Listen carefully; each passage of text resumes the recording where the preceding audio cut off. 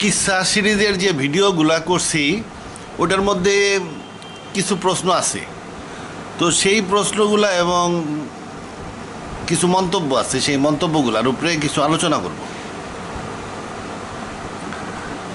এখন সব কটা যে প্রশ্ন নিতে পারছি তা না, এই চশমা ছাড়া দেখা যায় না, ঘোরানা সব কটা পড়তে পারি না ঠিক মতো। যতগুলো পারছি ওইগুলা লিখে এখন আমি উত্তর দিব। প্রথমে একজন জিজ্ঞেস করছে জান্নাতে সৃষ্টি করা যাবে কি না। জান্নাতে গেলে সৃষ্টি করা যাবে কি না। মানুষ কি সৃষ্টি করে? মানুষ কোনো মৌলিক সৃষ্টি করতে পারে না। মানুষ সৃষ্টি করে কি? কবিতা সৃষ্টি করা যায়, কবিতা লেখা যায়, গল্প লেখা যায়, সিনেমা তৈরি করা যায়, নাটক নভেল তৈরি করা যায়, তারপরে বিভিন্ন রকমের আর্ট কালচার এইসব জিনিস তৈরি করা যায়, সায়েন্সের জিনিসপত্র টেকনোলজি তৈরি করা যায়। এইগুলা করতে পারবে। ডেকি স্বর্গে গেলেও ধান ভাঙে, তো ডেকি যেহেতু স্বর্গে গেলেও ধান ভাঙে, সেহেতু একটা মানুষ যার পৃথিবীতে যার কবিতা লেখার অভ্যেস আছে, সে ওখানে গেলেও কবিতা লিখবে, তারপরে জোর করে করে কবিতা শোনাইতে চেষ্টা করবে মানুষের। মানে হয়েছে কি, আল্লাহ অযথা কাজ করে না। আল্লাহর যে কাজগুলা করছে আল্লাহ সেগুলার সব কটারে সে একেবারে প্রোগ্রাম মানে প্রিজার্ভ করে রাখে, ডাটা রেকর্ডিং করে রাখে তার। এই যে কোরআন শরীফে আছে না যে আসমান জমিনে যা কিছু আছে, এমনকি সাগরের গভীরেও যদি পাথরের মধ্যে একটা জিনিস থাকে তারও রেকর্ড তার কাছে আছে, লোবাবুজে আছে। মানে তার রেকর্ড রাখে, সে প্রত্যেকটা কাজের রেকর্ড রাখে। এই যে একটা মানুষ 46 ডিএনএ দিয়ে তৈরি, এই 46 ডিএনএ ধীরে ধীরে জিনোম এক্সপ্রেশনের মাধ্যমে, যে এই যে ডিএনএ একটা সেল ছিল ওইটা 2টা হয়েছে, তাহলে 2টা হইতে গেলে ওই জিনোম এক্সপ্রেশনটা একরকম হয়েছে, 2টা 4টা হয়েছে, এরকম হইতে হইতে একসময় একটু বড় একটা পিণ্ড হয়েছে, মানে ছোটো আণুবীক্ষণিক পিণ্ড হয়েছে, আস্তে আস্তে একটা আকৃতি ধারণ করছে, সেখান থেকে হাড় হয়েছে, মাংস হয়েছে, চুল হয়েছে, বিভিন্ন রকমের অর্গান তৈরি হয়েছে। তাহলে বিভিন্ন রকমের জিনোম এক্সপ্রেশন কোড বিভিন্ন সময় ট্রিগারিং হয়েছে। এক সময় হাত ট্রিগারিং হয়েছে, হাত তৈরি হয়েছে, এক সময় পা ট্রিগারিং হয়েছে, এক সময় চুলগুলা গজাইছে। তো এই যে একটা পুরা জিনোম কোড, 46 ক্রোমোজোমের জিনোম কোড ফুল প্লে করছে। তার মানে কি আমাদের শরীরটা একটা প্রোগ্রাম, অনেক প্রোগ্রাম একের পর এক কাজ করে ধীরে ধীরে আমাদের শরীরটা গড়ে উঠছে। Expression of genome code. তাহলে এই যে জিনোম কোড যখন একটা ফুল প্লে হয়ে গেল, ফুল প্লে হয়ে যাওয়ার পরে ওইটার এখন আমরা 46 ক্রোমোজোমে যে ডিএনএগুলো আছে, এই ডিএনএর 2% কী করে এটা মানুষ জানে। 2%-এর জ্ঞান মানুষের আছে, বাকি 98%-এর জ্ঞান নাই। এমন হইতে পারে সে যে একবার ফুল প্লে করলো, সেই ফুল প্লের রেকর্ডটা সে রেখে দেয়। এরপরে যদি ওই জিনোম কোড ওই 46টা একই 46টা ডিএনএ দিয়ে যদি আবার মানুষ তৈরি করা হয়, দেখা গেল যে সে ওই একইভাবে ট্রিগারিং হবে। মায়ের পেটে আল্লাহ গাইড করে, শেষ বিচারের দিন বা পুনরুত্থানের সময় আল্লাহ আর গাইড করতে হবে না। ওই সময় ওই জিনোমটা একইভাবে প্লে করলে ঠিক একই রকম মানুষ আবার তৈরি হবে।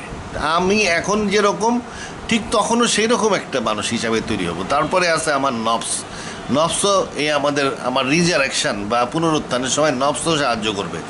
তা আমি একই নফস একই জিনোম কোডের মাধ্যমে সৃষ্টি হব। আল্লাহ বলছে যে তারা বলে আমি তাদেরকে সৃষ্টি করতে পারবো না, আমার কাছে আমি জানি মাটিটুক তাদের কতটুকু খায় ফেলে, আর আমার কাছে আছে লিখিত ফলক। মানে মাটি খায় না হলেও ডিএনএ মলিকুল মাটি খাইতে পারে না। তাহলে আমাকে একই ডিএনএ দিয়ে তৈরি করা হবে এবং আমার মেমোরি পর্যন্ত ফেরত দেওয়া হবে। আমার মানুষের মেমোরি প্রত্যেক দিন রাত্রে কালেক্ট করা হয় ফেরেশতাদের মাধ্যমে এবং ওইটা লোমাবুজে রেকর্ড রাখা হয়, ওই মেমোরি ফেরত দেওয়া হবে।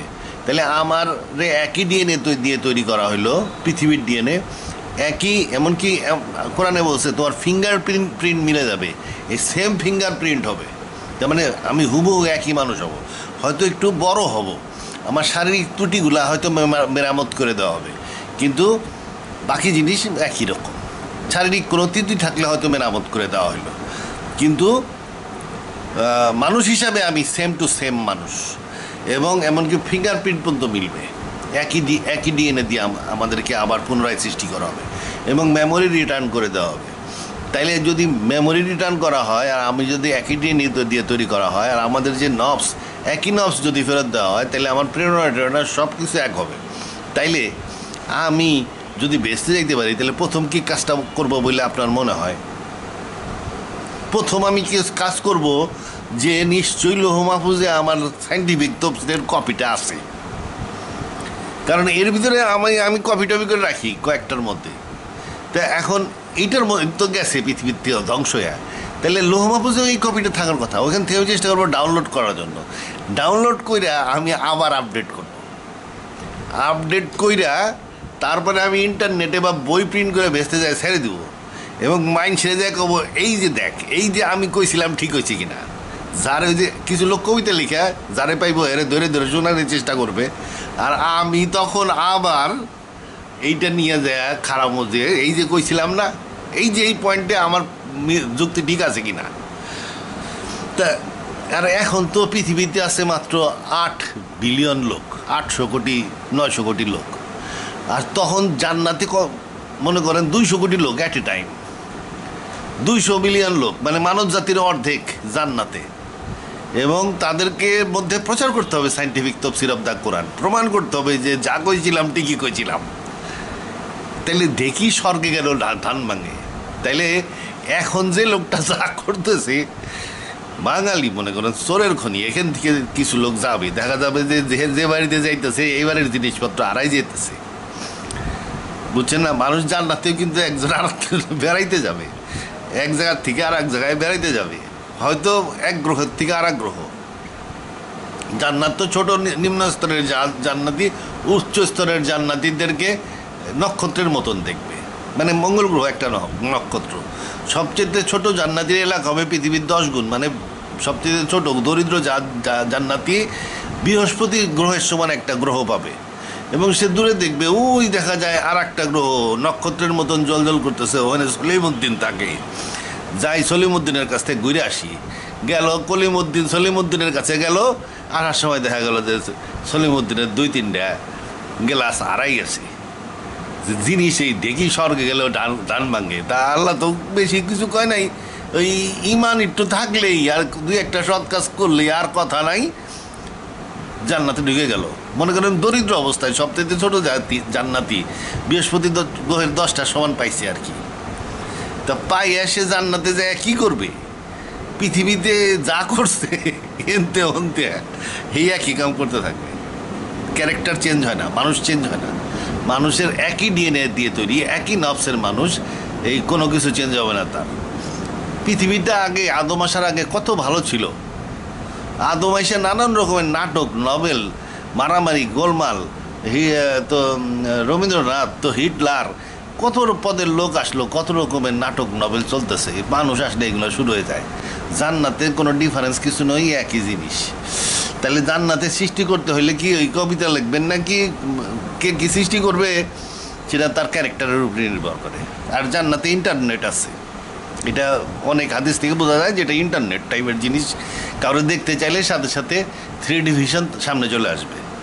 তো ভীষণ সামনে চলে আসবে, সে তো কিছু লোক আছে দেখা দেখিতে বিশ্বাসী, আবার কিছু লোক আছে যে ভিডিও করে ছাড়াই বিশ্বাসী। তো ভিডিও হয়তো করে দিতে পারে, বলবে যে অমুক ভিডিও। আর জান্নাতে এমনিও তো ভিডিও কিনতে পাওয়া যাবে, হাদিসে আছে যে জান্নাতে এক ধরনের ছবি পাওয়া যাবে, ওর মধ্যে ওই ছবির দিকে তাকাইয়া ওই ছবির মধ্যে ঢুকা যাবে। ছবির মধ্যে ঢুকা মানে কি? মানে একটা ভার্চুয়াল ওয়ার্ল্ডে ঢুকে আপনি ওই নিজেই সিনেমার নায়ক হিসাবে দেখা গেল 3 ঘন্টার একটা সিনেমা পার করে দিয়ে আসলেন, ওই নায়ক আপনি নিজেই। কারণ এই ভিডিওর মধ্যে ঢোকা মানে এটা ভার্চুয়াল রিয়েলিটিতে পার্সোনালি ঢুকে যাওয়া। ভার্চুয়াল রিয়েলিটি আর ফিজিক্যাল রিয়েলিটি আলাদা না, কিন্তু মানুষের ব্রেন ভার্চুয়াল রিয়েলিটি আর ফিজিক্যাল ম্যাটেরিয়াল রিয়েলিটি, যেটা মানে রিয়েলিটি এবং ভার্চুয়াল রিয়েলিটির মধ্যে পার্থক্য করতে পারে না।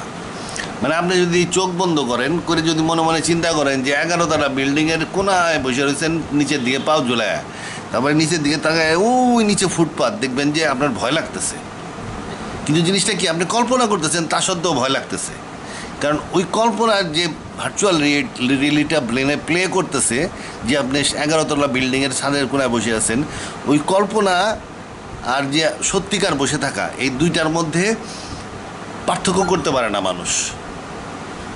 আপনি কল্পনাও মনে করেন 11তলা বিল্ডিং পাশাপাশি দুইটা, রাস্তার এপারে একটা রাস্তার ওপারে একটা, মধ্যে দড়ির বান্ধা আছে, আপনি কল্পনায় তার উপর দিয়ে হেঁটে যেতে পারবেন না যারা বেশি ভীত।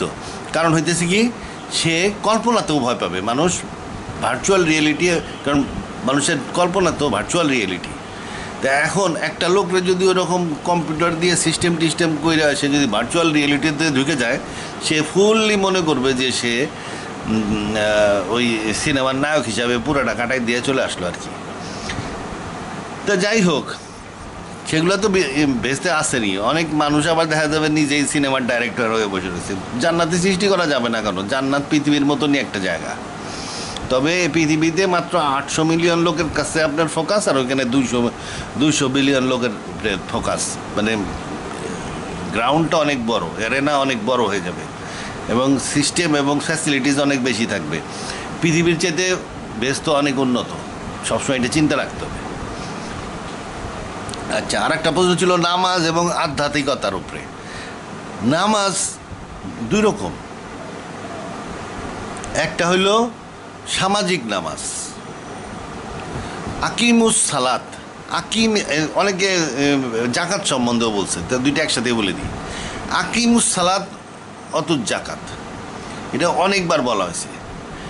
নামাজ প্রতিষ্ঠা করো, এই যে নামাজ প্রতিষ্ঠা করো, আকিমিস এখানে কিন্তু সিঙ্গুলার, মানে রসুলকে বলতেছেন যে আল্লাহ যে নামাজ প্রতিষ্ঠা করো, জাকাত আদায় করো। তাহলে এই যে নামাজ প্রতিষ্ঠা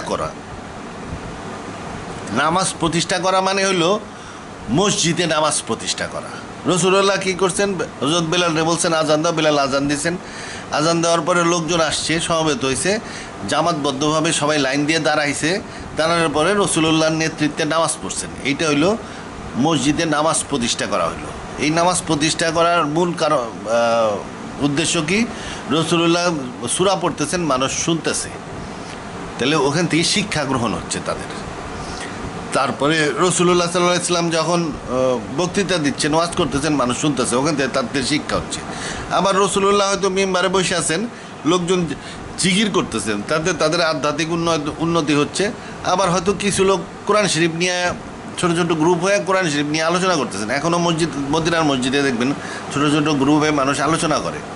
তো এই যে গ্রুপে আলোচনা করতেছে কোরআন শরীফের উপরে, কিংবা কোনো রাজনীতির উপরে বা ধর্মপ্রচারের প্রেক্ষাপটে, তাহলে ওটাও ধর্মীয় কাজ হচ্ছে। এইগুলা মসজিদে একটা শিক্ষা সিস্টেম আর কি, বলতে গেলে মোটামুটি একটা শিক্ষা এবং ধর্মীয় আনুগত্য আল্লাহর প্রতি এবং নেতৃত্বের প্রতি।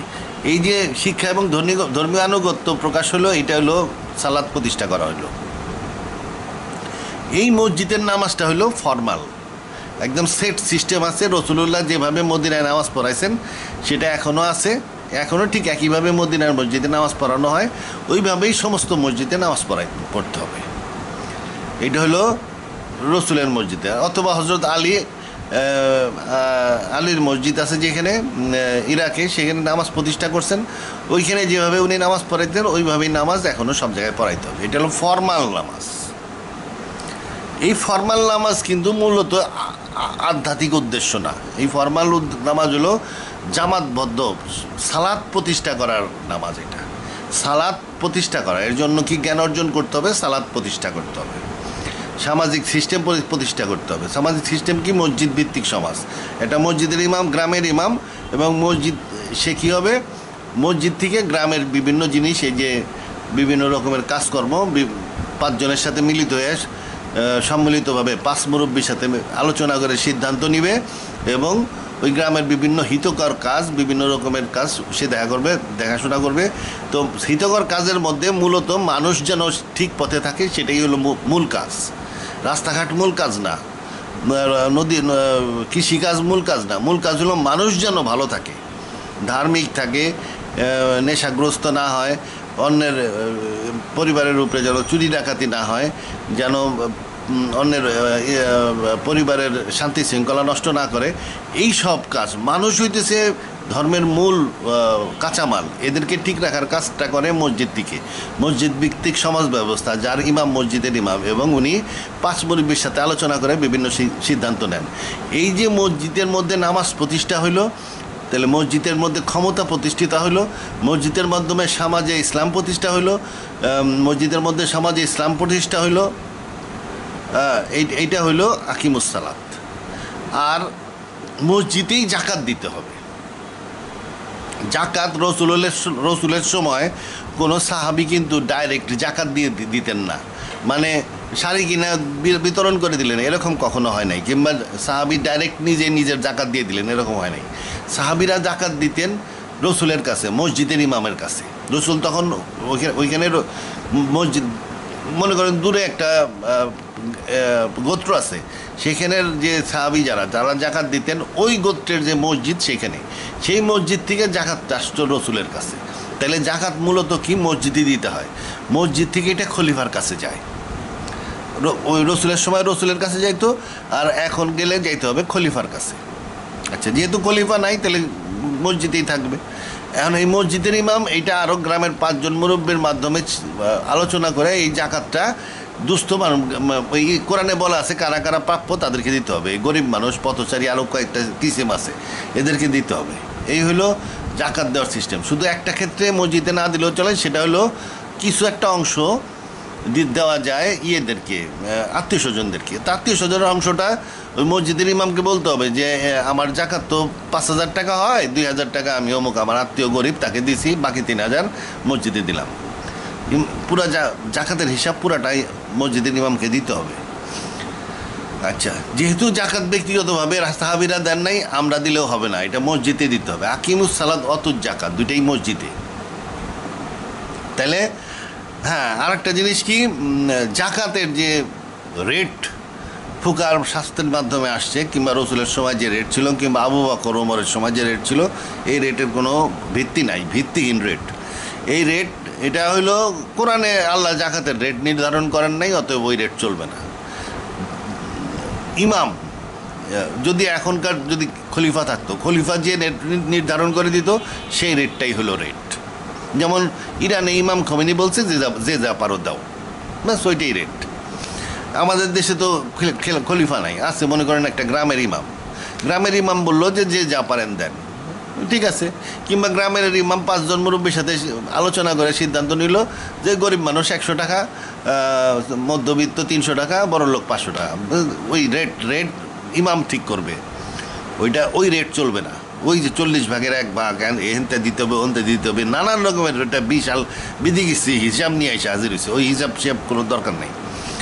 জাকাত আদায় করো, আল্লাহ কত আদায় করো এটা বলে নাই। যেহেতু আল্লাহ আদায় করার রেট দিয়ে দেয় নাই, সেহেতু এটা আল্লাহ ছাইড়ে দিছে মানুষের উপরে ছাইড়ে দিছে যে রেট তোমরা নির্ধারণ করবা। কে নির্ধারণ করবে? রসুলের সময় রসুল করছে, এখন কে করবে?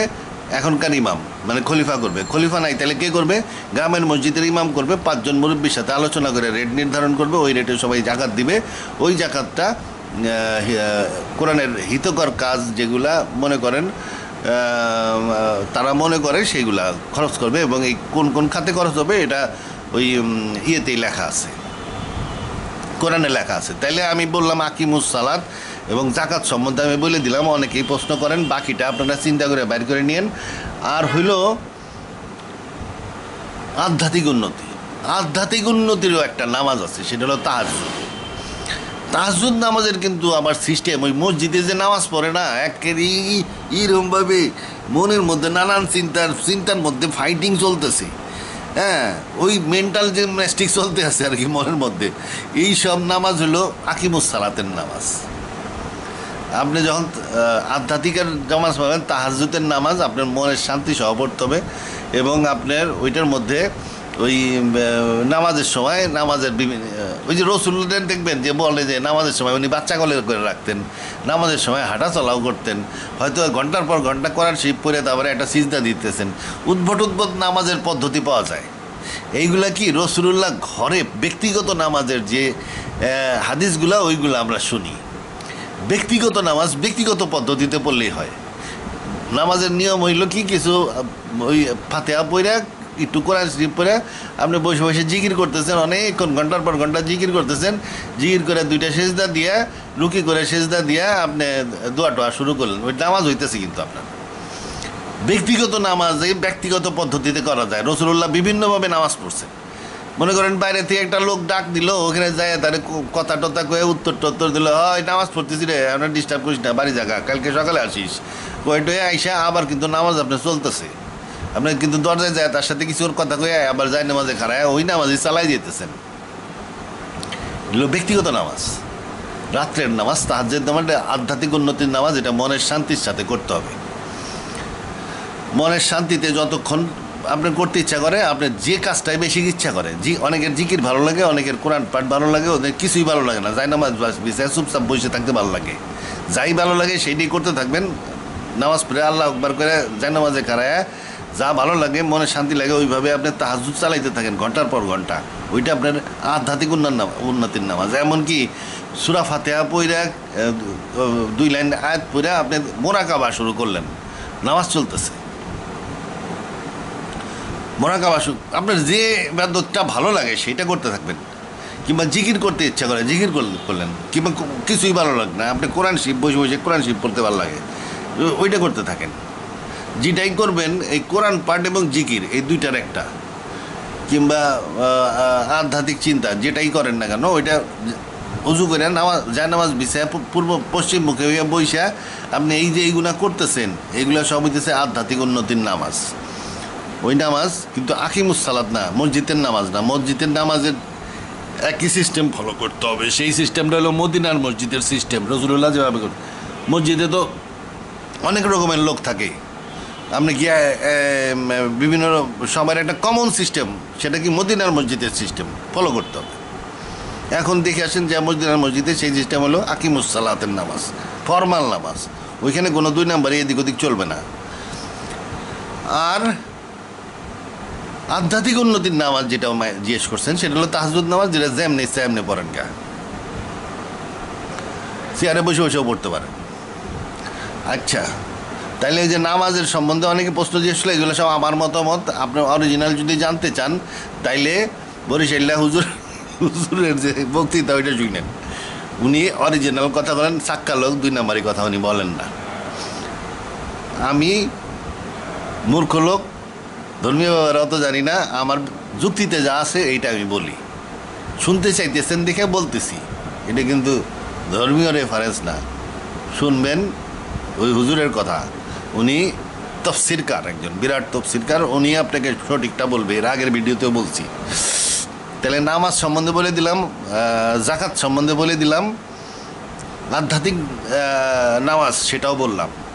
তাহাজ্জুদ পড়ে আল্লাহু আকবার কইরা বসে থাকলেন, ধ্যান করলেন কিছুক্ষণ, সূরা ফাতিহা পড়লেন, তারপরে 2-1 আয়াত পড়া আল্লাহ আল্লাহ জিকির করতে লাগলেন, কিছুক্ষণ মুরাকাবা করতেছেন, আবার জিকির করলেন, আবার মুরাকাবা করতেছেন, আবার একজন আসলো, ফোন একটা আসলো, ওই নামাজ পড়তেছি রে, ডিস্টার্ব করিস না, এখন রেখে দিলেন, আবার একটু করলেন। এই করতে করতে একটা সময় ওয়াজের ভিডিও দেখতে পারেন। ভিডিও দেখলেন কিছুক্ষণ, কিন্তু আপনি তো ওই জায়নামাজে বসে রয়েছেন। ওয়াজের ভিডিও দেখলেন, আবার থুয়ে দিলেন, আবার কিছুক্ষণ দোয়া করলেন, আবার জিকির করলেন। এই করতে করতে একটা সময় দেখলেন যে এখন ঘুমাবো, তখন 2টা সিজদা দিয়া সালাম ফিরে ঘুমাইতে গেলেন। দেখা গেল তো 5 ঘন্টা নামাজের রেকর্ড হয়ে গেছে আপনার। আচ্ছা, যাই হোক, ওটা হলো আধ্যাত্মিক উন্নতির নামাজ। রাত্রেবেলা আপনি নামাজ পড়েন, দেখবেন যে রাসূলুল্লাহরও বিভিন্ন রকমের হাদিস পাওয়া যায়। ওই রাত্রের নামাজের হাদিস দেখবেন যে রাসূলুল্লাহ এটা করছে, ওইটা করছে, বাচ্চা কোলে নিছে, হাসান হোসেন তার পিঠে উঠে বসে আসছিল, উনি মানুষের সাথে কথা কইছে নামাজের সময়। এগুলো সব ওই ব্যক্তিগত নামাজ। আপনিও আপনার ব্যক্তিগত নামাজ যেমনি ইচ্ছা পড়তে পারেন, আপনার মনের উপরে চাপ না খাটায় যেটা ভালো লাগে সেটা করলে আধ্যাত্মিক উন্নতি হবে। এমনকি মুরাকাবা, জিকির এগুলোও করতে পারেন নামাজের মধ্যে। এটা আমার দৃষ্টিভঙ্গি। আপনি কিন্তু, আমি কিন্তু কোনো মৌলানা না।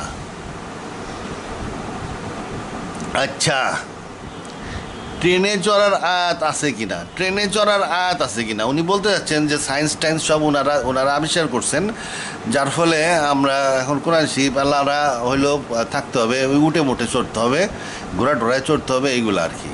তা ওনারা রেলগাড়ি মেলগাড়ি সব আবিষ্কার করে ফেলাইছেন, এখন ওনাদের রেলগাড়িতে আমার চড়তে হয়। তা এখন ওনাদের রেলগাড়িতে আমাদের চড়তে হয়, ট্রেনে চড়ার আয়াত আমার বইতে নাই। তবে ট্রেনে চড়ার আয়াত না থাকলেও আমরা ওই ট্রেনে চড়ি পয়সা দিয়া, বিনা পয়সা চড়ি না। আচ্ছা, হ্যাঁ, তবে ট্রেন লাইনটা কিন্তু ওই কোরআনের আল্লাহ যেটা আছে উনি বানাইছেন, ট্রেনের যে লাইনটা যেখানে থাকে, এই যে মাটির উপরে, মনে করেন মাটি জমিনের উপরে যে লাইনটা বসাইছে, সেই জমিনটা কিন্তু আল্লাহর, যে নাকি কোরআন শরীফ দিছে। আর যে লোহা দিয়ে বানাইছে সেই লোহাও বানাইছে আল্লাহর। আর যে বগিগুনা বানাইছে ম্যাল ম্যাটেরিয়াল সবকটাই আল্লাহর। আর ওই স্টিফেনসন না যেন কি একটা লোক ছিল, উনি একটা খুব ধার্মিক লোক ছিল, বৈজ্ঞানিকও লিখে হয়েছে, ধার্মিক লোক ছিল। উনিও এটারে ফিসাবিল্লাহ কইছে নাকি জানি না, তো খ্রিস্টান লোক ছিল, তবে খ্রিস্টান ওই উনি ধার্মিক লোক ছিল। এই জন্য আমরাও ধার্মিক লোক, আমরা ওই দুইটা সাইডে টাকা দিয়া ওই ট্রেনে ওইটা বসি, আয়াত নাই। আচ্ছা, ভেস্টের সিগারেট কেমনে খাওয়া যাবে? ও ভালো, আর একটা প্রশ্ন, ভেস্টের সিগারেট কেমনে খাওয়া যাবে? মনে করতেছে কি মানুষ ভেস্টে যায় সিগারেট খাবে, আগুন পাবে কোথায়? এক নম্বর কথা হইলো, ভেস্টের সিগারেটের মনে করেন এরকম ধরায় দেওয়ার সাথে সাথে জ্বলা শুরু করবো, অটোমেটিক সিগারেট টান দিলে আগুন ছাড়াই ধোঁয়া বেরিতে থাকবে এবং পড়তে থাকবে। এই যে ভেস্টের সিগারেট অটোমেটিক্যালি দেখবেন যে আগুন ছাড়াই এখান থেকে ধোঁয়া বেরোচ্ছে, আর এটার মধ্যে যে বিউটিফুল নেশা হবে, মানে এক সিগারেট খাইয়েই দেখবেন যে আপনার 3 সিগারেটের নেশা হয়ে গেছে। আর সেন্ট, সিগারেটের গন্ধ চারিদিকে ছড়া যাবে, সেন্টের আর গন্ধ না, সিগারেটের যেরকম গন্ধ হওয়া উচিত সেই রকম গন্ধ। আচ্ছা, এটা হলো ভেস্টের সিগারেট, উন্নত মানের ভেস্ট। আর সাধারণ ভেস্ট তো আগুন থাকবে না, কেরা গেছে ভেস্টে আগুন থাকবে না কেন? আপনি গালা নাইট করবেন কেন? এখন ভেস্টে তো রাইত হয় না, এখন অন্ধকার করতে হবে।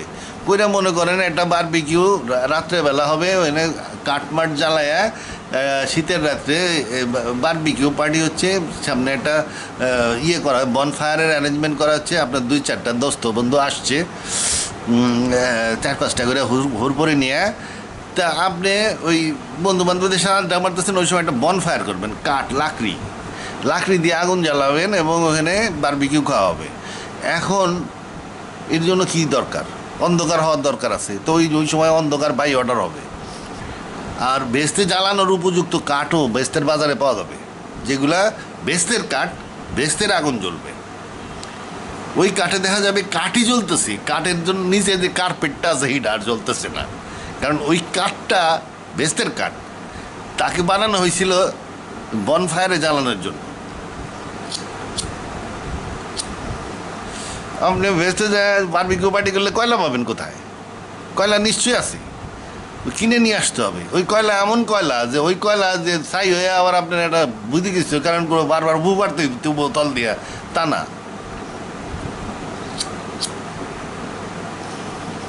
অতএব ভেস্টে অবশ্যই সিগারেট আছে। সে সিগারেট 2 রকম, একরকম হইল আগুন লাগে না,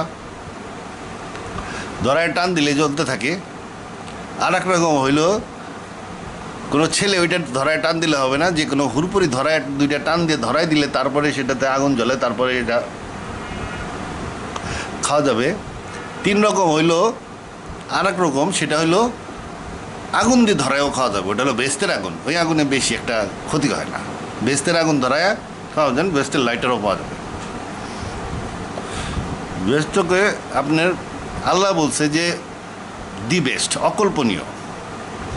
যে আল্লাহ পৃথিবী বানাইছে সে বলছে এর চেয়ে অনেক ভালো, এবং পৃথিবীর তুলনা দিছে ভেস্টের তুলনায়, যে মাছির পাখার সমানও না পৃথিবী। তাইলে আপনি ভেস্টে কি আছে না আছে এটা নিয়ে ডাউট থাকার কোনো কথা না। পৃথিবীতে যা আছে সেগুলোর সবই আপনি 1000 গুণ বাড়ায় চিন্তা করে যেটা হয় সেটাও ভেস্টের পৌঁছাবে না, আপনার ভেস্টের ইয়েতে লেভেলে পৌঁছাবে না।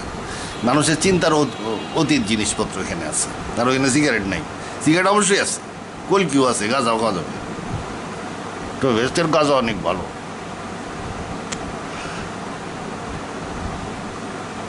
আচ্ছা, যাই হোক, জাকাত বিধিও ট্রেনে চড়ার আয়াত আছে নাকি, এটা কইলাম। ভেস্তের আগুন, সিগারেট। আচ্ছা, সুইসাইডাল অ্যাক্ট ফরবিডেন।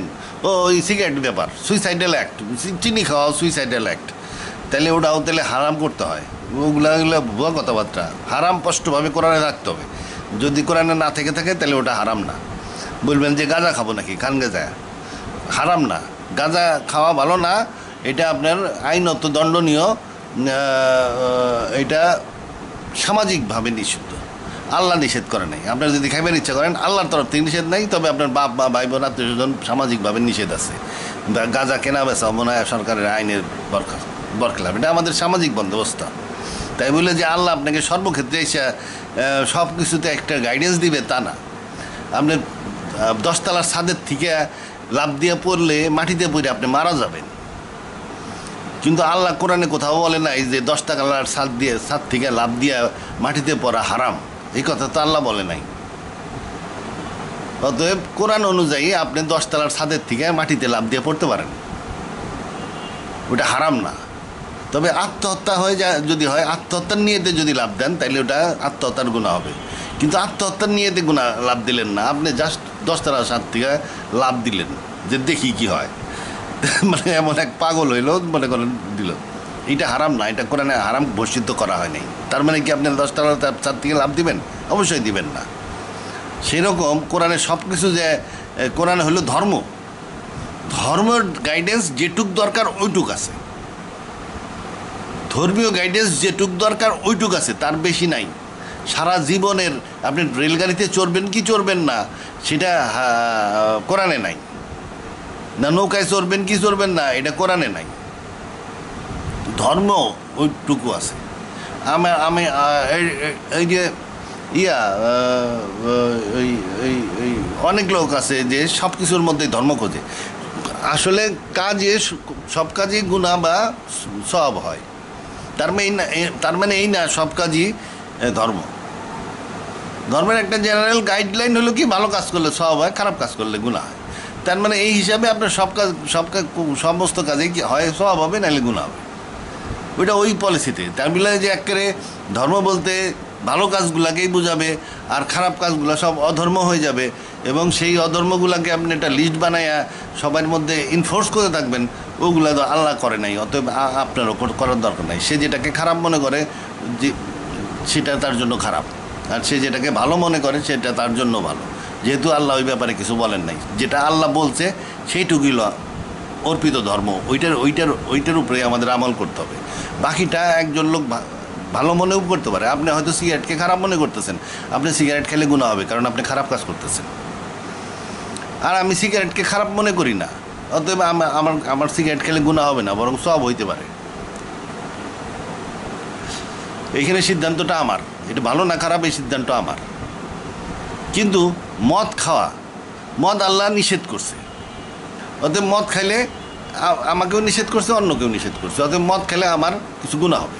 তবে হারাম করে নাই যে একেবারে কবিরা গুনাহ, তা না, গুনাহ হবে। শুয়ার খাওয়া আল্লাহ হারাম করছে, আমি খাইলে এটা কবিরা গুনাহ হবে, যে কেউ খাক কবিরা গুনাহ হবে। কিন্তু গাঁদা খাওয়া হারামও করে নাই, হালালও করে নাই। আমার যদি পছন্দ হয় আমি খাবো, ভালো কাজ মনে হয় আমি খাবো, আর আরেকজনের কাছে যদি খারাপ কাজ মনে হয় সে খাবে না। ওখানে স্বাধীন, ওখানে ওইটাকে ওর মধ্যে আপনি ধর্ম টাইনে নিয়ে যায়, আপনার ধর্মকে একটা জটিলতা বাড়াবেন। এটা হলো ইহুদিদের কাজ। ইহুদিরা এই কাজ করছিল, কইরে কুট্টইরা ফেলিওর হয়ে গেছে, এবং আল্লাহ ওই পদ্ধতি ক্যান্সেল করে দিয়েছে। এরপরে নেক্সট ধর্ম আল্লাহ এমন ফেড আপ হয়ে গেছিলো, নেক্সট ধর্ম খ্রিস্টান ধর্মতে মনে হয় আল্লাহর কিছু ইশারা ছিল, সব কিছুই বাতিল, সমস্ত আইন বাতিল করে দিয়েছে। খালি এক আল্লাহরে বিশ্বাস করলে আর ঈসারে নবী হিসাবে বিশ্বাস করলেই হয়ে গেল। আর এরপরে দেখলো যে না, ওটাও বেশি ইজি হয়ে গেছে। তারপরে মধ্যপন্থা হলো কোরআন, কিছু জিনিস স্পষ্টভাবে হারাম করা আছে, শুয়ার হারাম, শুয়ার খাবেন না। বাকি জিনিস আপনার পছন্দ হলে খান, না পছন্দ হলে না খান। ওটার মধ্যে কোনো পাপ পুণ্যের বিষয় বা কোনো ধর্মীয় বিষয় টাইনে নিয়ে আসা যাবে না।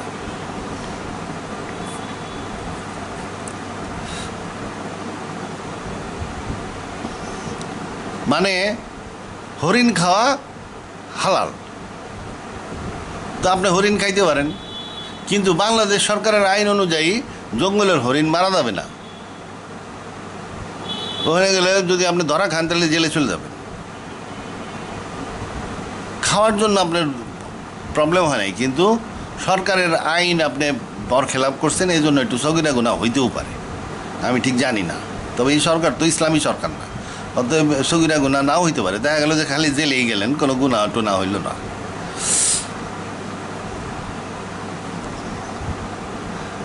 তারপরে কি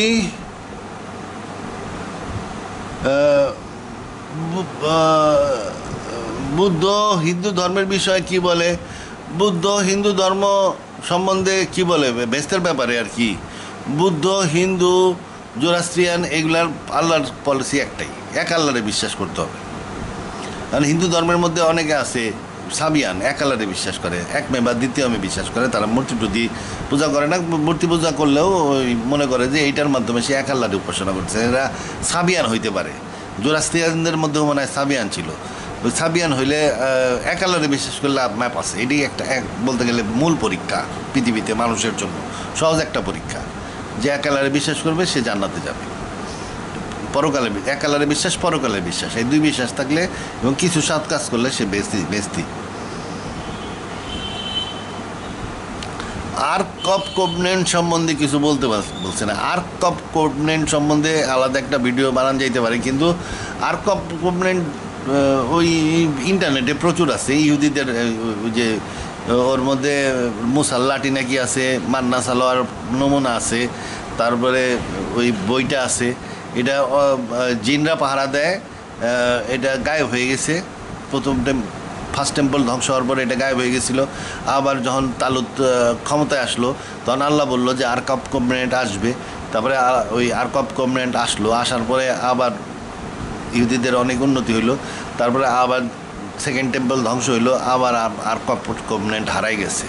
ওরা খুঁজে বেড়ায়, ওই আর্ক অফ কোভেনেন্ট বিভিন্ন জায়গায় খুঁজে বেড়ায়, কিন্তু ওটা পাওয়া যাবে না। ওটা আবার আসবে, ওটা পাওয়া যাবে হয় ইমাম মেহেদি পাবেন, কিংবা ঈসা আলাইহিস সালাম আসলে ওইটা আসবে।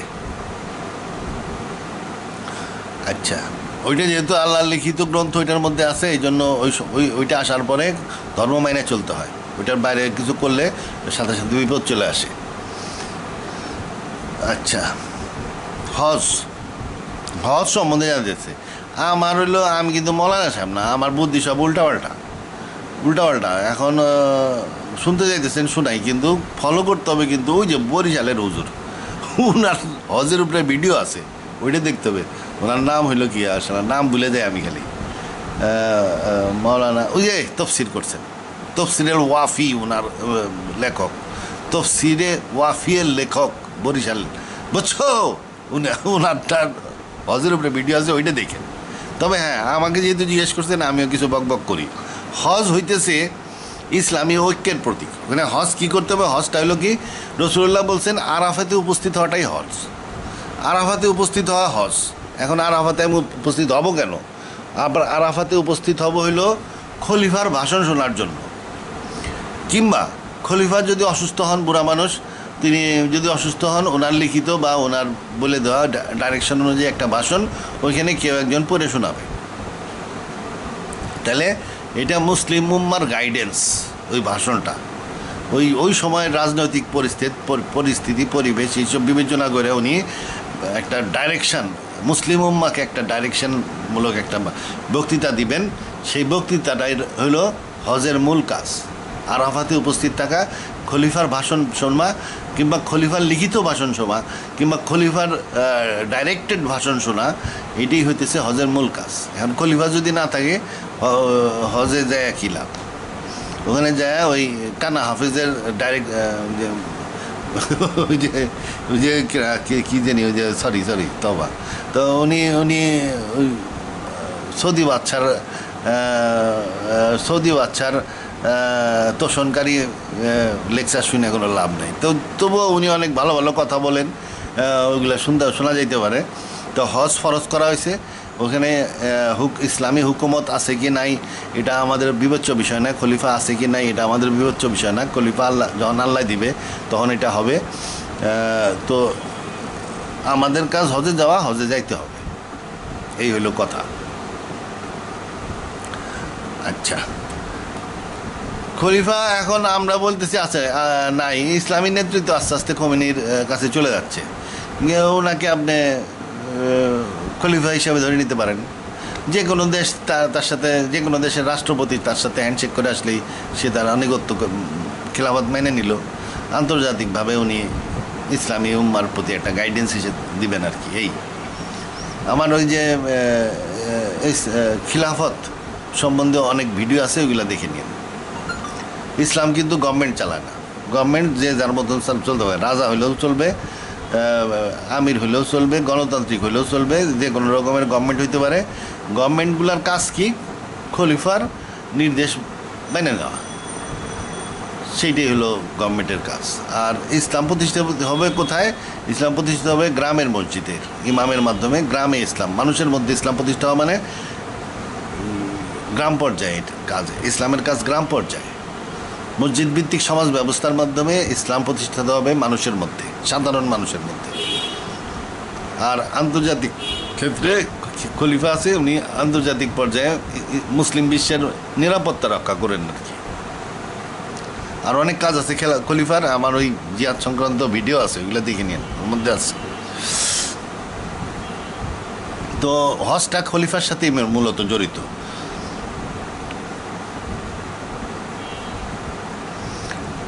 মানুষ ধর্ম সৃষ্টি করছে, ধর্ম আল্লাহ সৃষ্টি করছে, এটা হলো ইয়ের কথা আর কি। কী করলাম, আল্লাহ যারা বিশ্বাস করে না তাদের কথা। আমাদের বিশ্বাস উল্টা, আল্লাহ সব কিছু সৃষ্টি করছে, মানুষই সৃষ্টি করছে, মানুষকে কিছু আইন কানুন দিয়েছে, সেটা হলো ধর্ম। আচ্ছা, মিরাজ সম্বন্ধে ভিডিও তৈরি করতে বলছেন, মিরাজ সম্বন্ধে ইনশাল্লাহ পরবর্তীতে ভিডিও তৈরি করব। আচ্ছা, কয়টা বিয়ে করেছেন? আমি একটাই বিয়ে করেছি, আরও মনে মনে ইচ্ছা ছিল, কিন্তু আমার বউ বড় ভয়ঙ্কর, ওরে বাবা, ও বউয়ের ডরে করতে পারি নাই। তাছাড়া অর্থনৈতিক অবস্থা আমার খুব খারাপ, যার ফলে আর মানুষ হিসাবে দুর্বল, দুইটা বউ রাখার মতন ক্ষমতা আমার নাই। সব মানুষের কিন্তু শারীরিক শক্তি একরকম না। আল্লাহ কিছু কিছু মানুষরা ওরকম শারীরিক শক্তি দিছে, যারা নাকি 2-3টা বউ রাখা যাদের পক্ষে সম্ভব, তাদের অর্থনৈতিক অবস্থাও ভালো থাকে এবং তারা 2-3টা বউ রাখতে পারে। তবে আগে থেকে বলে নিতে হবে যে 2টা 4টা এরকম বিয়ে করতে হবে। আল্লাহ বলছে, প্রথম বলছে 2টা বিয়ে করো, মানে যারা নাকি একাধিক বিয়ে করতে চায় তাদের প্রথমেই 2টা বিয়ে করতে হবে, যাতে উভয়ে জানে যে হ্যাঁ তাদের স্বামী এরকম বহু বিবাহ করবে। প্রথমে একটা বিয়ে করলো, তারপরে আবার 2-3 বছর পরে আর একটা বিয়ে করতে গেলে ওই আগের বউটা ঝগড়া করবে যে তুমি তো আমার আগে বলো নাই যে তুমি একাধিক বিয়ে করবা, কিংবা নানান রকমের কাইজা ফেসাদ শুরু হয়ে যাবে। এই জন্য আল্লাহ প্রথমে বলছে 2-2, 3-3, 4-4, প্রথমে বিয়ে করতে হবে 2টা।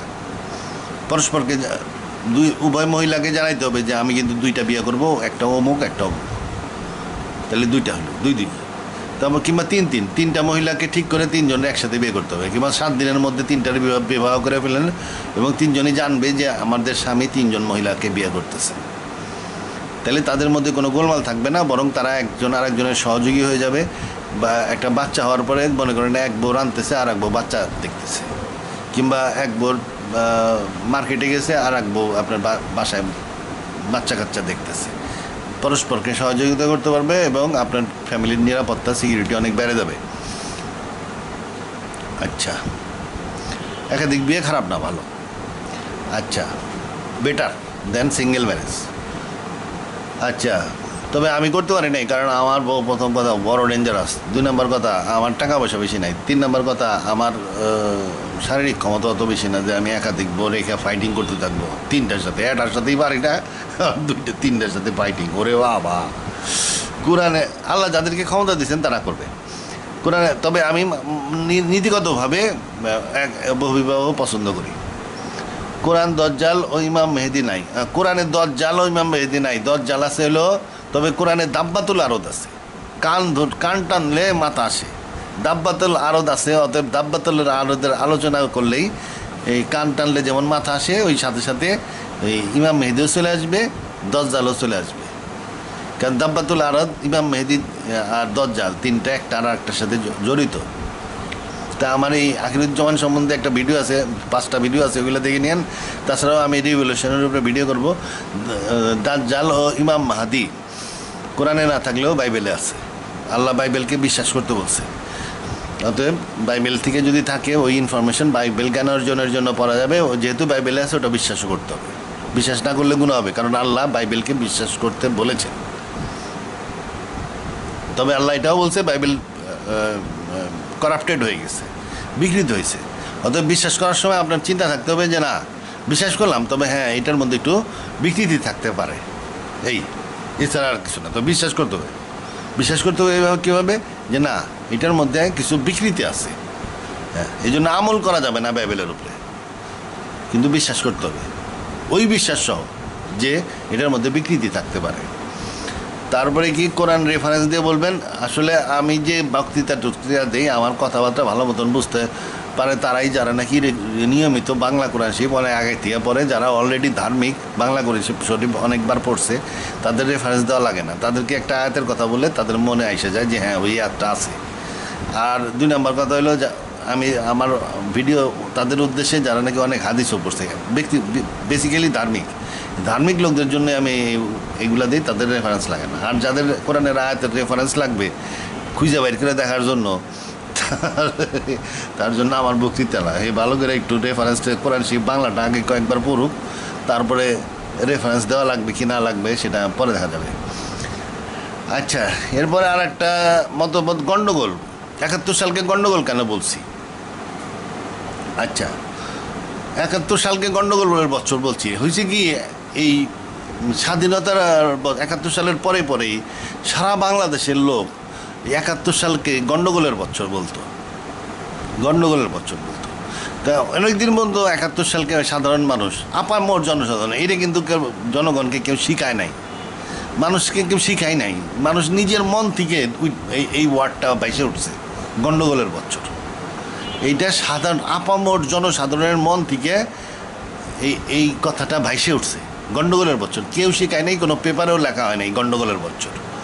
বরং পেপারওয়ালারা ওইটাকে স্বাধীনতা যুদ্ধের বছর বলতো বিভিন্ন রকম। কোনো পেপারে কখনো লেখে নাই, কোনো কি বলার নাম, কোনো আতেল কখনো বলে নাই গণ্ডগোলের বছর। এটা সাধারণ জনের মনের ভাব থেকে উঠে আসছে, তারা বলতো গণ্ডগোলের বছর। এখনও দেখবেন 70-80 বছর বয়সের বুইরা যারা আছে তাদেরকে সাথে কথা বললে দেখবেন যে কথায় কথায় এটাকে গণ্ডগোলের বছর বলতেছে। হয়েছে কি, আমরা পরবর্তীতে মানুষ বলল যে হ্যাঁ এটাকে গণ্ডগোলের বছর, এটা কি খারাপ শোনা যায়, এটা খারাপ জিনিস হয়ে গেল, এটাকে একটা পবিত্র স্বাধীনতার বছর, 71 সালকে স্বাধীনতার বছর বলতে হবে, এটাকে কেন গণ্ডগোলের বছর বলা হয়, এরকম আতেলরা বললো। তারপরে আতেলরা শিখাইলো, এখন পেপারে সব জায়গায় কোথাও আর ওই গণ্ডগোলের বছর তো লেখাই হয় না, গণ্ডগোলের বছর বলা একটা অপরাধ হয়ে গেছে। আসলে এটা সাধারণ জনগণের মনের থেকে যে জিনিসটা আসে, জনগণ কোনো দিন ভুল করে না। সাধারণ জনগণের মন থেকে কেউ তাদেরকে শেখায় নাই। টেকনাফ থেকে তেঁতুলিয়া পর্যন্ত সবাই একই সাথে সবাই এটাকে গণ্ডগোলের বছর কেন বলে। গণ্ডগোল কি? কেওয়াস, সায়েন্সের ভাষায় যদি বলা হয় কেওয়াস। আপনি যারা যে এথিস্ট সায়েন্টিস্ট যারা, বা যে সায়েন্টিস্টরা আল্লাহরে বিশ্বাস করে না, তাদেরকে যদি বলা হয় মহাবিশ্ব সৃষ্টিকে ব্যাখ্যা করতে বললে কি বলবে?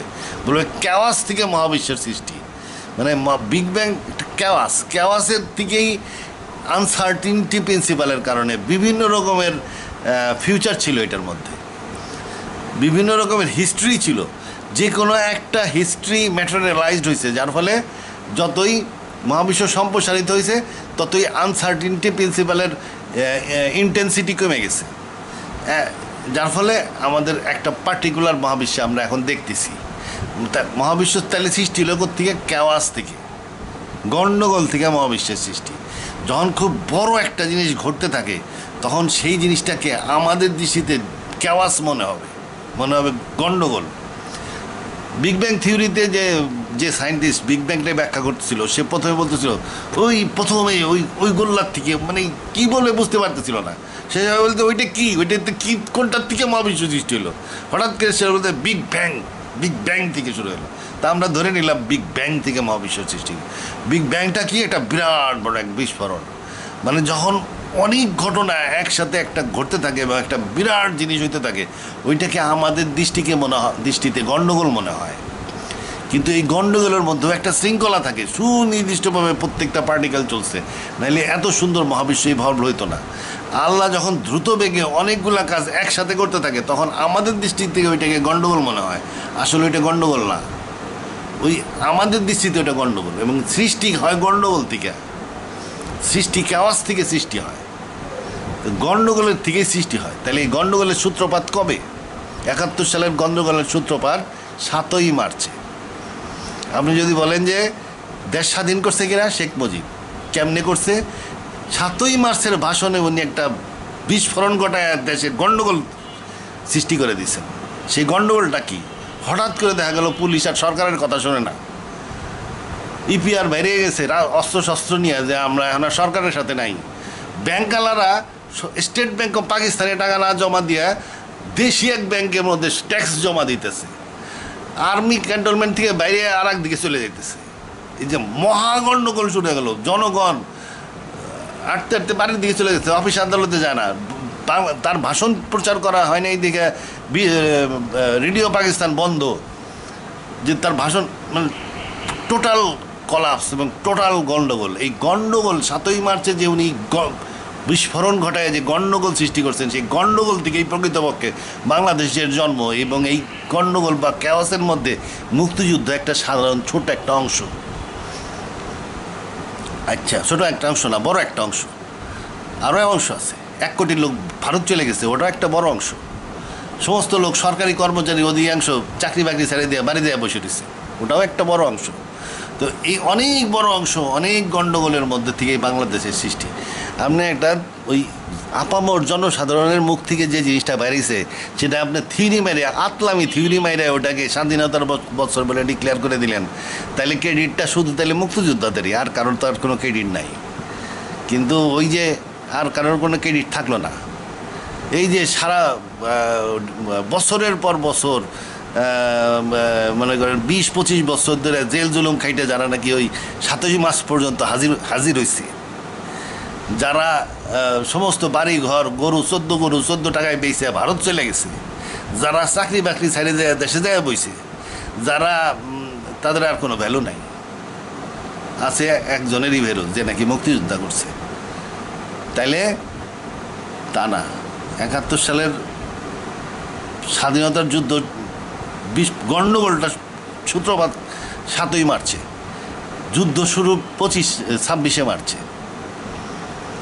তাহলে গোলমাল থেকেই, কেওয়াস থেকেই মহাবিশ্বের সৃষ্টি, কেওয়াস থেকেই বাংলাদেশের সৃষ্টি, কেওয়াস থেকেই কেওয়াসের আর এক নাম গণ্ডগোল।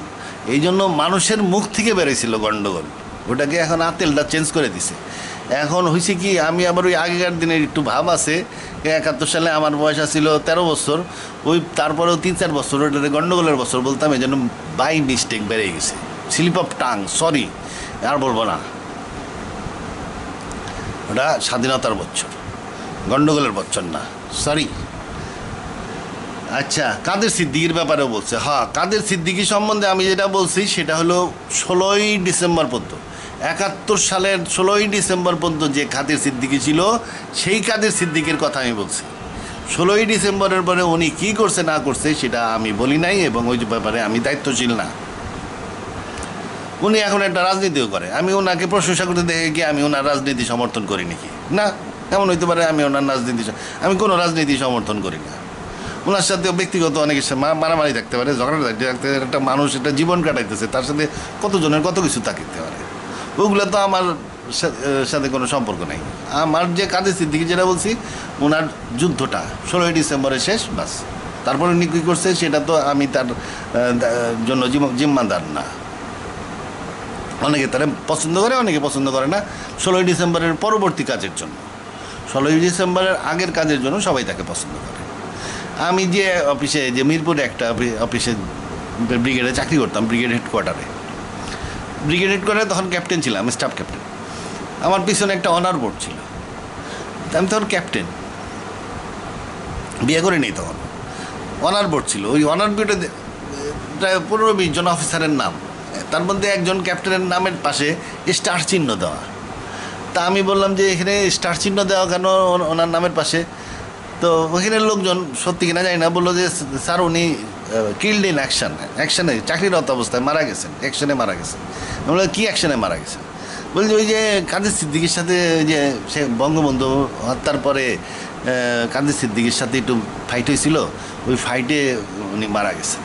তাহলে আমার পূর্বসূরি একজন মারা গেছে তার সাথে ফাইটে। তা আমি তো ওই কাহিনী বলি নাই, আমি বলছি 16ই ডিসেম্বরের আগের কাহিনী।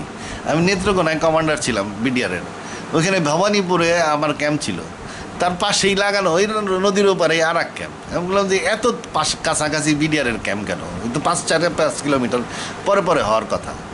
তখন ওইখানে লোকজন বলতেছে স্যার ওই যে ওপারে যে ক্যাম্পটা দেখতেছেন ওইখানে ওই বঙ্গবন্ধু হত্যার পরে কাদের সিদ্দিকী ওই জায়গা দখল করছিল, ওইখানে ঘাঁটি করে উনি বসেছিলেন অনেক দিন, বাংলাদেশ সরকারের বিরুদ্ধে যুদ্ধ শুরু করে দিয়েছিলেন। তা এখন ওইখানে ঘাঁটি করে বসেছিলেন ওইখানে। তারপরে ওই জায়গাটা দখল করার পরে বিডিআরের একটা ক্যাম্প ওখানে স্থাপন করা হয়েছে যেন উনি আবার ফের ওইখানে আর না আসতে পারে।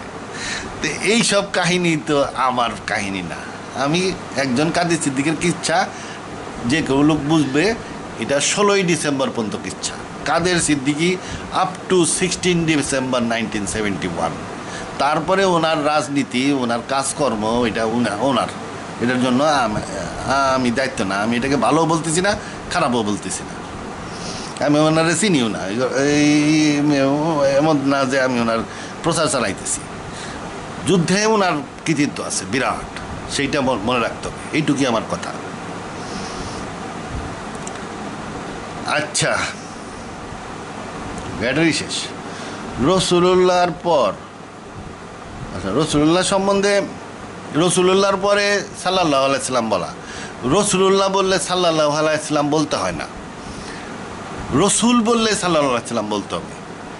হজরত মোহাম্মদ বললে সাল্লাল্লাহু আলাইহি ওয়াসাল্লাম বলতে হবে, কিন্তু রসুলুল্লাহ বললে সাল্লাল্লাহু আলাইহি সাল্লাম বলতে হবে না। কারণ এইখানে আমি আল্লাহর নাম মিলিত আছে, রসুল আল্লাহ, রসুল আল্লাহ, যেহেতু রসুলের সাথে আল্লাহ মিলাই ফেলছি সেহেতু আল্লাহর রসুল।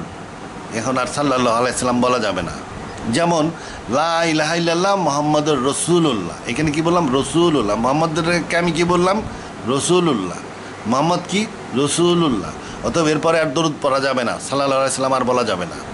লা ইলাহা ইল্লাল্লাহ মুহাম্মাদুর রাসূলুল্লাহ, আর দরুদ পড়া যাবে না। কারণ রসুলুল্লাহ বলাটাই একটা দরুদ, কারণ এই রসুলুল্লাহ বলাটাই দরুদ, এবং এটা খুব বড় রকমের সম্মান তাকে দেওয়া হয়ে গেল। রসুলুল্লাহ, আল্লাহর রসুল, আসমান জমিনের প্রভু। ওরে বাপ রে বাপ, শুধু আসমান জমিন না, জান্নাত মহান আরশের প্রভু, তার রসুল, এটি কি বিশাল একটা সম্মান তাকে দেওয়া হয়ে গেছে। অতএব এরপরে আর সাল্লাল্লাহু আলাইহি সাল্লাম বলতে হবে না। এই জন্য আমি বলি না, আমি অধিকাংশ সময় রসুলুল্লাহকে রসুলুল্লাহ বলি, অতএব আমি আর সাল্লাল্লাহু আলাইহি সাল্লাম বলি না। এই জন্য আবার বলে যে ওনার নাম সম্মানের সাথে না হলো না। সম্মানের সাথে নেওয়া হবে না কেন? যেহেতু আমি রসুলুল্লাহ বলতেছি, আমি হাইয়েস্ট সম্মান দিয়ে নিচ্ছি।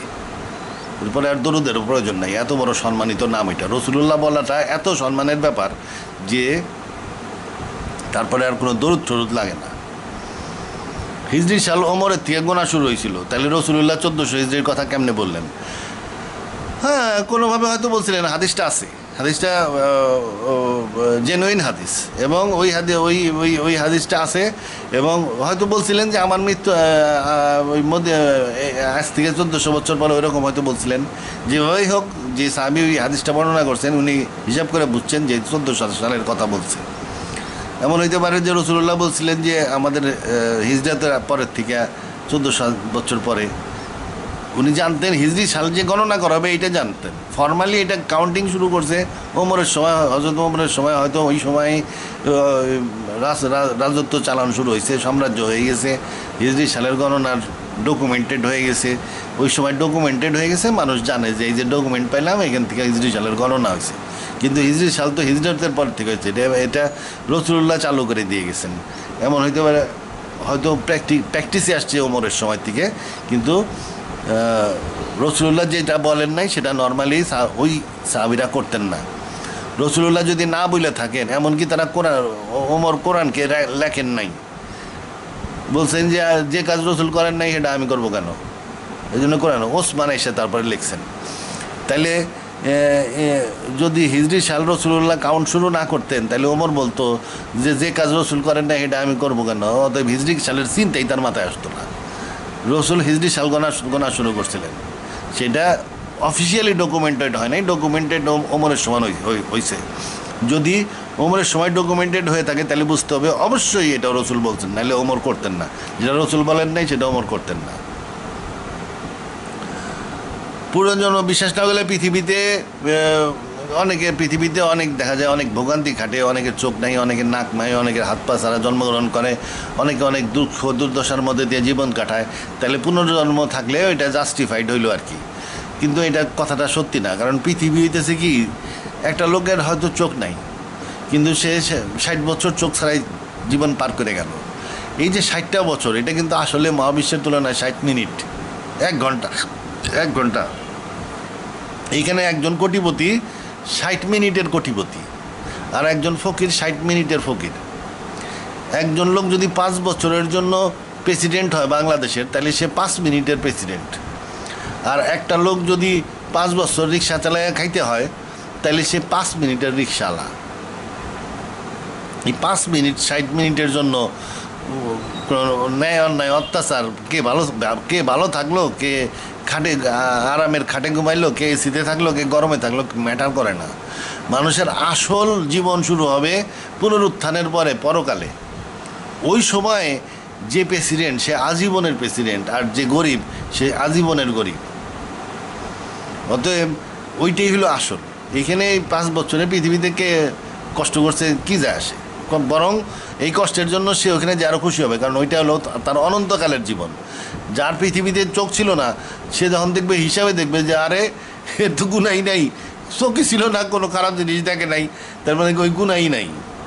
আর একজনের দেখা গেল যে হাজার ভালো সিনেমা আর পচা সিনেমা সব দেখছে। এই হাজার এটা করে গুণা হইলো তো 1000 গুণা হয়ে বসে রয়েছে, কারণ চোখ আসছিল, চোখ থাকার কারণে হাজার গুণা হয়েছে। আর ওই আন্দা হনে খাড়াই রয়েছে, দেখতেছে তার চোখ আসছিল না, তার এটা গুণাও নাই।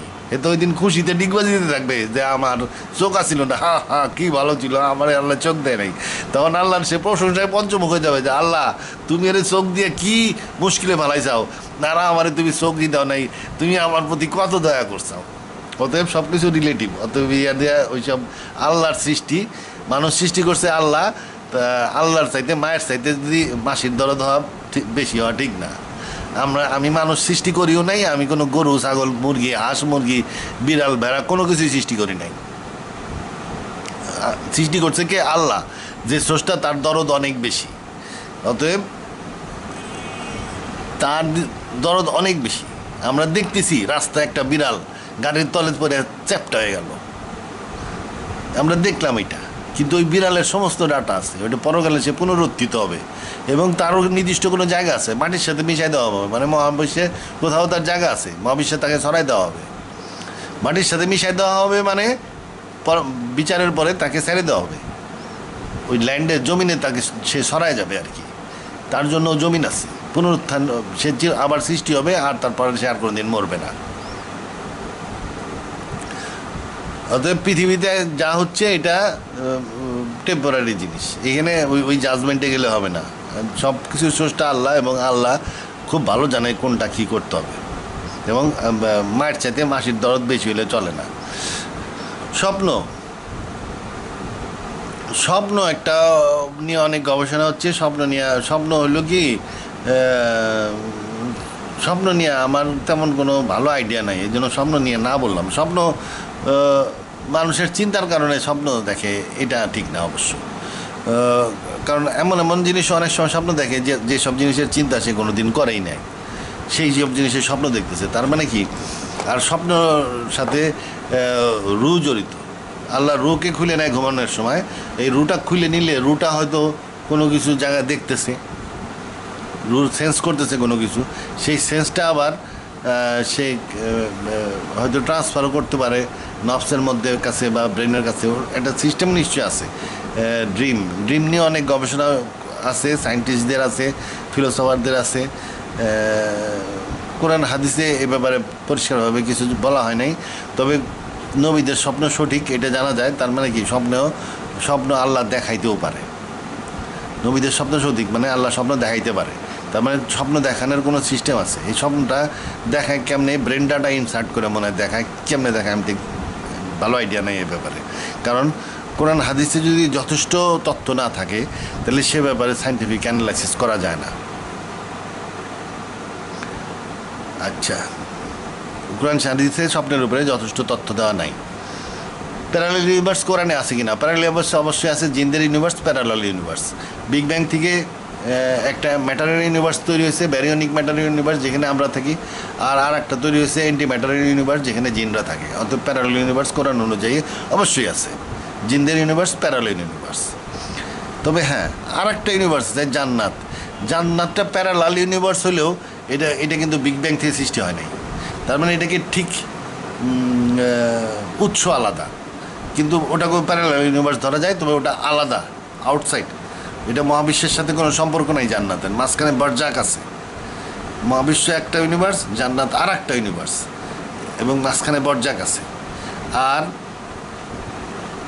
আমাদের যে ইউনিভার্স, এই যে ইউনিভার্স যেখানে আমি আছি, এইখানেও একটা প্যারালাল ইউনিভার্স আছে।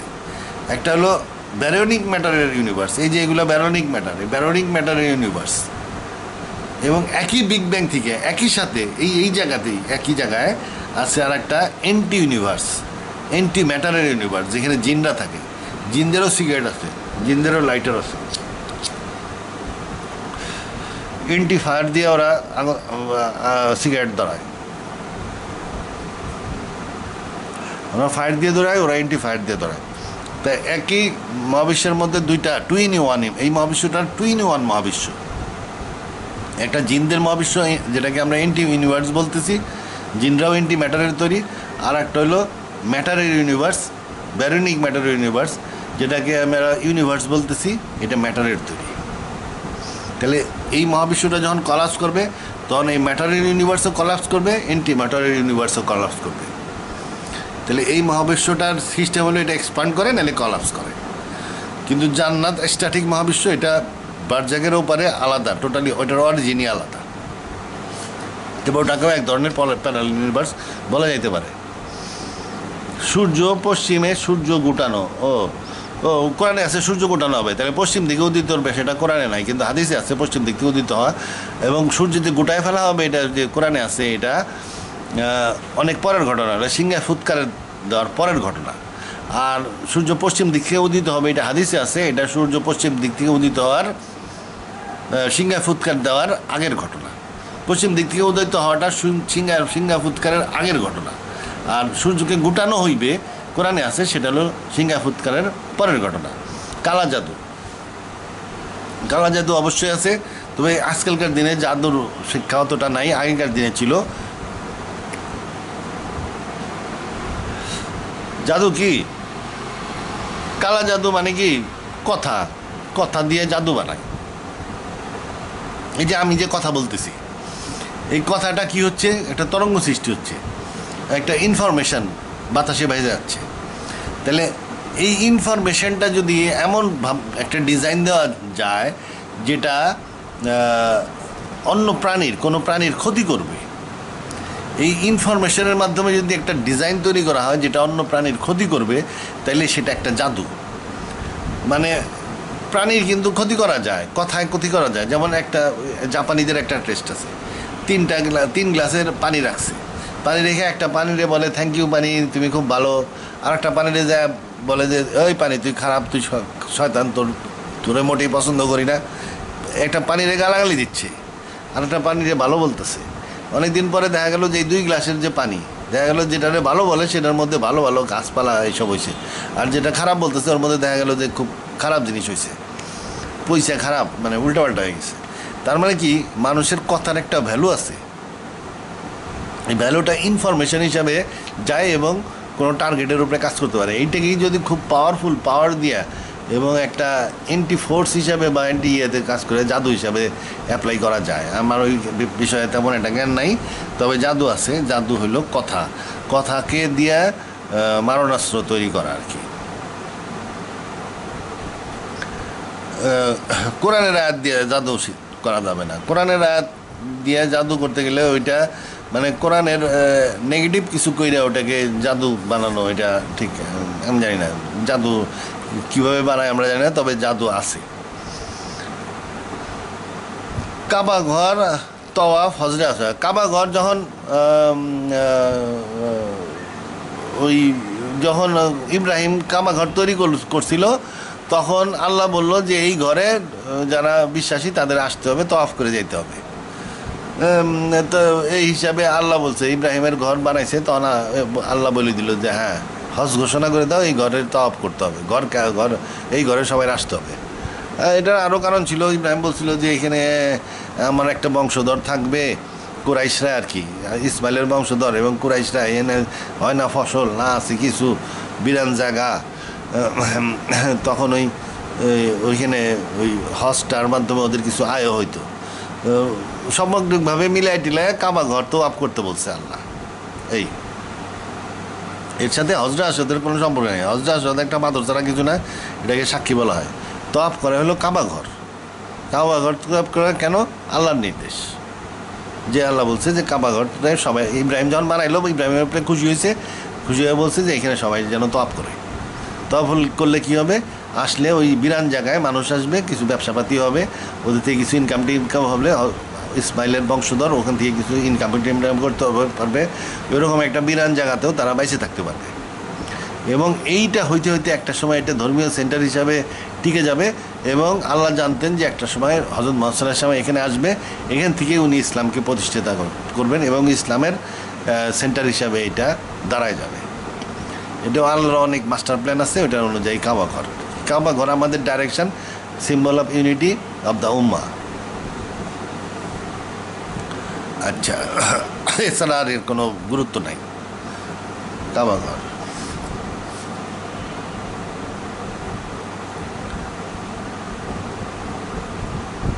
আমরা এটা সিম্বল অফ ইউনিটি। যদি এটা না থাকতো, এই যে নামাজ পড়ে, তাহলে দেখা গেল আহলে হাদিসটা দক্ষিণে দিকে মুখ করে নামাজ পড়তেছে, সুন্নিরা উত্তরে নামাজ পড়তো দিকে মুখ করে। তারপরে শিয়ারা দেখা গেল যে পূর্ব দিকে নামাজ পড়া শুরু করে দিল, তো কোনো দিকমিক থাকতো না আর কি। এই জন্য কাবা ঘর একটা সিম্বল অফ ইউনিটি, একতার চিহ্ন। এবং এই দিকে ফিরে আমরা আল্লাহর সিজদা দিই, নামাজ পড়ি, এবং এটার কাছে আমরা তওয়াফ করি, হজ করি, যার ফলে কি মুসলিম উম্মাহ এখনও একত্রিত আছে, নাইলে মানুষ বিভক্ত হয়ে যেত। আচ্ছা, কাবা ঘর, হজরে আসওয়াদ, এইগুলাই ছিল মোটামুটি। তাহলে কিচ্ছার উপরে যতগুলো প্রশ্ন আমি লিখতে পারছিলাম, দূরের থেকে দেখা যায় না ঠিক মতন, চশমাটার পাওয়ার কমে গেছে, আরও অনেক প্রশ্ন হয়তো মিসিং হয়ে গেল, সরি, পরে কোনো সময় এগুলোর উত্তর দিয়ে দিব। আর এইটাই আর কি। আর মোটামুটি অনেক প্রশংসা করছে, অনেকে প্রশংসার কারণে উৎসাহিত হয়েই আমি এই ভিডিওগুলো বানাইছি। বেশি খারাপ কথা লেখা থাকলে দেখা গেল উৎসাহ কমে গেল, আর ভিডিও বানানো হইতো না। এমনি মাঝে মাঝে একটু কুড়ামি লাগে, আর ভিডিও অনেক দিন পর্যন্ত বানানো হয় না। তাই যারা গুড বলছেন তাদেরকে ভেরি গুড, থ্যাংক ইউ। আল্লাহ হাফিজ।